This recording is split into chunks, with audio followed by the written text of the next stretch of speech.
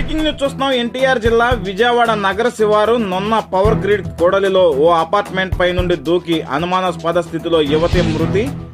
మృతురాలు కండ్రికకు చెందిన హైమావతి 20 సంవత్సరాలుగా గుర్తింపు. 5 అంతస్తుల పైనుండి దూకడంతో అక్కడికక్కడే మృతి చెందిన యువతి సంఘటనా స్థలానికి చేరుకొని అనుమానాస్పద కేసుగా నమోదు చేసి దర్యాప్తు చేస్తున్న నున్న గ్రామీణ పోలీసులు.